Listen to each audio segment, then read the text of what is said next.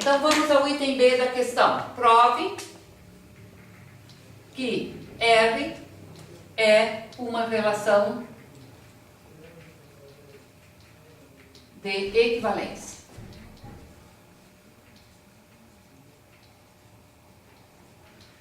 Bem, provar que R é uma relação de equivalência, né? Isso significa mostrar que ela é reflexiva. Vamos por partes. Então, solução. Tá? Então, primeiro, R é reflexiva. O que significa dizer que a relação é reflexiva? A relação está definida sobre esse conjunto. Então, isso significa, relembrando, que para cada x desse conjunto, menos 4 até 4, intervalo semiaberto, eu devo ter x relacionado com x. Bom, essa é a pergunta, né? Tá? E eu devo ter isso acontecendo. Mas isso acontecendo quer dizer equivalentemente que o módulo de x deve ser igual ao módulo de x. Mas isso aqui é verdade. Então, né, para cada x, x está relacionado com o próprio x. Então, R é reflexiva. De fato, para cada x do intervalo semiaberto menos 4 até 4, o valor absoluto de x é igual ao valor absoluto de x. Né? E, portanto, x relacionado com x. Revisando aqui, R é reflexiva. De fato, para cada x desse intervalo, valor absoluto de x é igual ao valor absoluto de x e, portanto, x relacionado com x. Perfeito. Tá? Segundo, R, para ser relação de equivalência, a segunda condição, R é simétrica. O que significa a propriedade de R ser simétrica? Significa o seguinte, que sempre que eu pegar dois elementos do conjunto de menos 4 até 4, se eu tiver x relacionado com y, então eu devo obter que o y está relacionado com x. Deve ocorrer esta propriedade. Aqui, leia-se quaisquer x e y do intervalo semiaberto. Tá? Então, eu posso aqui argumentar da seguinte maneira. Tá? Trabalho com dois elementos arbitrários, mas fixos. Sejam x e y do conjunto menos 4 até 4, tais que x relacionado com y. Tá? Devemos mostrar que o y está relacionado com x. Tá? Então, a pergunta a responder é, será que y está relacionado com x? Bom, então vamos traduzir. O que significa x relacionado com y? Ora, x relacionado com y significa que os dois têm o mesmo módulo.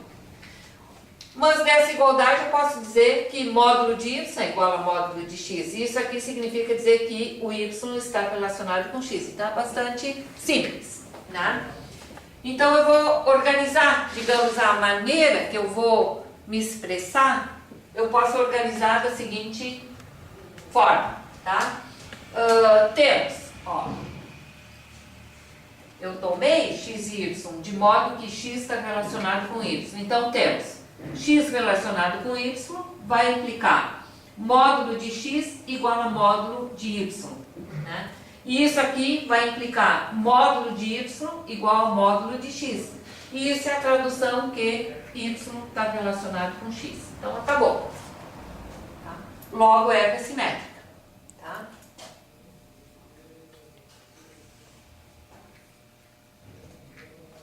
Tá bom? Agora, R deve ser transitiva para ser relação de equivalência. Terceiro, R é transitiva. O que significa a propriedade transitiva? Diz o seguinte, sempre que eu tiver x relacionado com y e y relacionado com um certo z, então eu devo ter x relacionado com z. Isso para quaisquer x, y e z no conjunto onde a relação está definida. Bem, como que eu posso me comunicar, né, dizendo tudo isso. Então, eu posso fazer uma coisa simplificada, dizendo assim, ó, seja x, y e z elementos do conjunto onde a relação está definida. E tais que x relacionado com y e y relacionado com z. Qual é a pergunta a ser respondida? Que x deve estar relacionado com z. A gente caminha, né, para esta resposta. Então vejamos. Ó, posso começar que nem antes. O fato de x relacionado com y e y relacionado com z, isso vai implicar, né,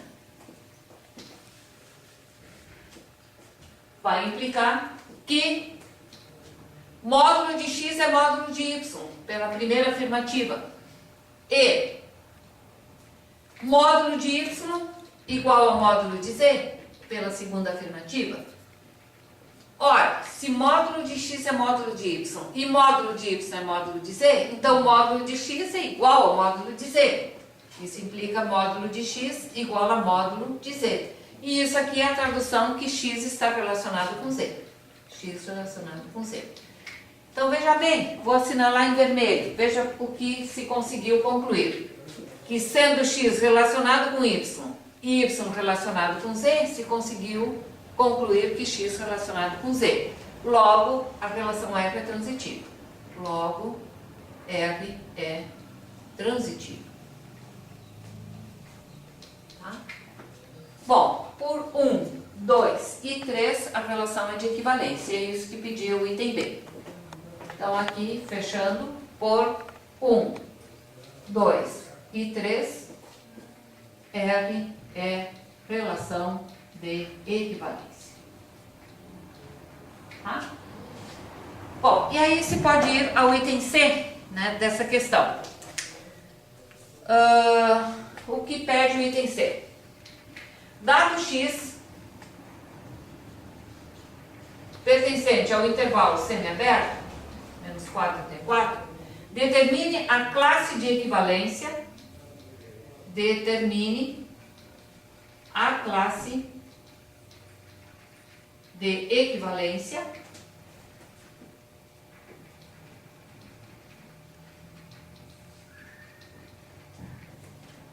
representada por x.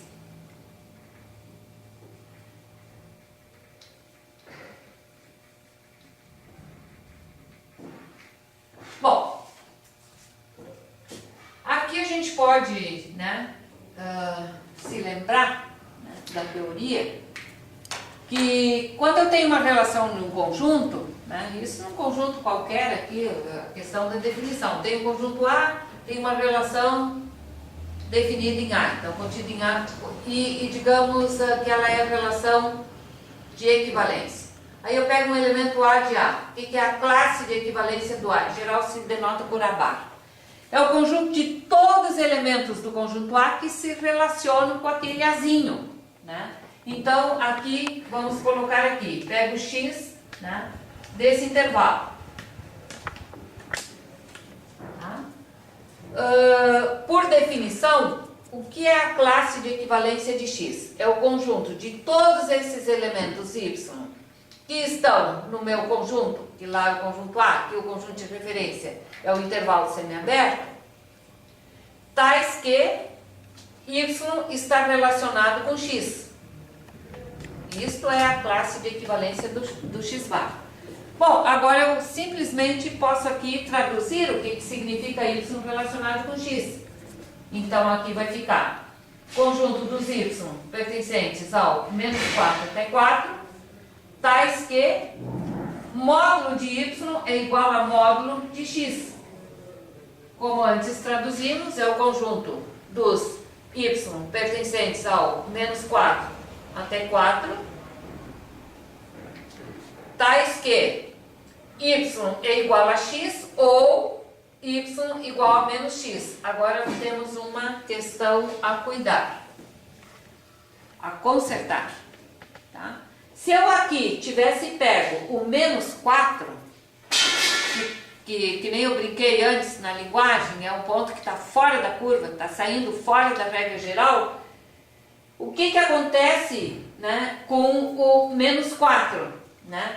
Quais são os y que estão relacionados com o menos 4? Seria, em princípio, né, se eu não levo em conta esse conjunto, seria os y onde o módulo de x, módulo de menos 4, os y que tem módulo de y igual a módulo de menos 4, que é 4. Daí eu responderia o 4 menos 4.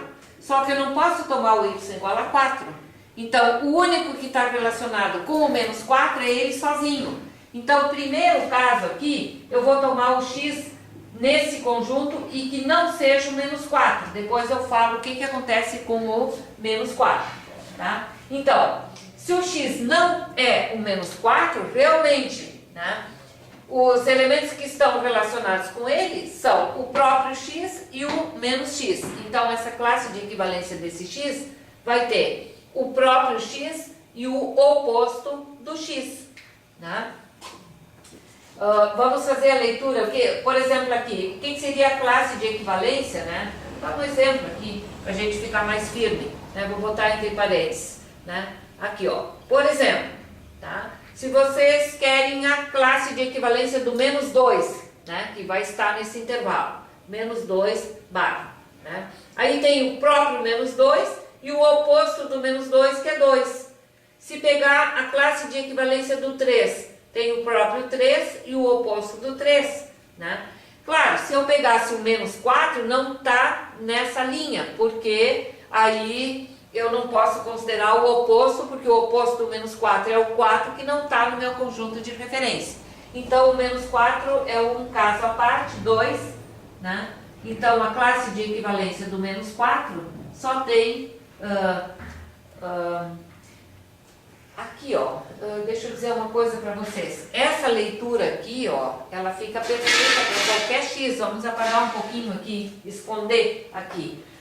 Isso aqui é por definição. Isso aqui é por definição, isso aqui é por definição, só que na hora de dizer agora essa última igualdade aqui é que o menos 4 não entra, né? Porque daí entraria o menos 4 e o 4, e aí o 4 não está, porque aqui tem essa primeira afirmativa bem forte, que o y tem que estar entre o menos 4 e o 4 não podendo ser 4, né?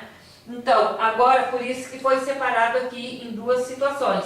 E a segunda situação, quando x é menos 4. A leitura é a mesma, só que quando chega nesta igualdade aqui, então aqui eu vou botar aqui, ó, a classe de equivalência, né, do menos 4, por causa desta, né, definição lá, né, então não entra o oposto do menos 4, que é o 4, e só entra o menos 4.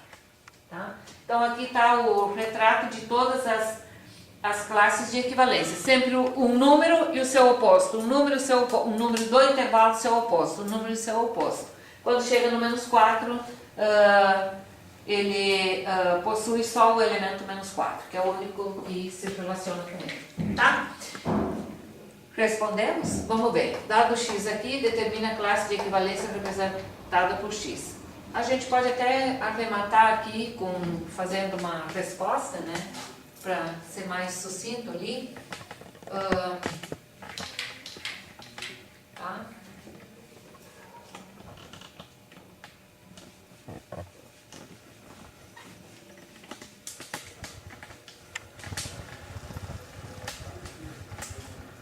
Então, resposta.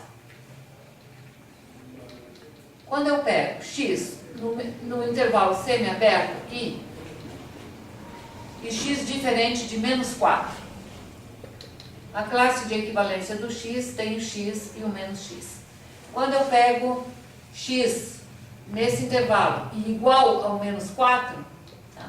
Aí a classe de equivalência do x, que é a classe de equivalência do menos 4, terá só como elemento o menos 4. Por razão que o oposto do menos 4 é o 4, que não pertence ao meu conjunto A, onde foi definida a relação. Bom, agora, né, temos aqui o item D e último dessa questão, determine o conjunto quociente, determine o conjunto quociente menos 4, 4 pela relação R. Bom, aqui é uma questão puramente de definição. Se temos um conjunto A e temos R contido em A cartesiano A, uma relação de equivalência, o conjunto quociente A sobre R é definido como conjunto de todas as classes de equivalência, né, de elementos de A. É o conjunto de todos A barras, né, onde o A pertence ao conjunto A. Então, aqui é a mesma coisa, né? Então, solução. Então, esse conjunto quociente aqui, em princípio, pela definição, aplicando direto a definição, vamos colocar, é o conjunto de todos x barra, onde o x pertence a esse conjunto aqui de menos 4 até 4. Tá?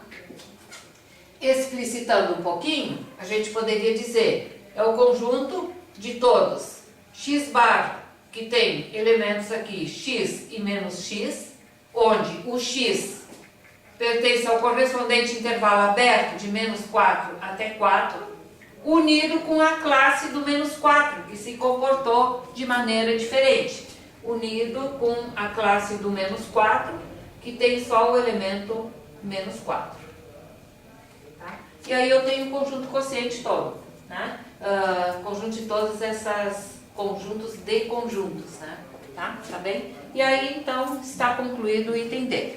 Né? Analisando, só para concluir, temos, creio, 1 ou 2 minutos, né?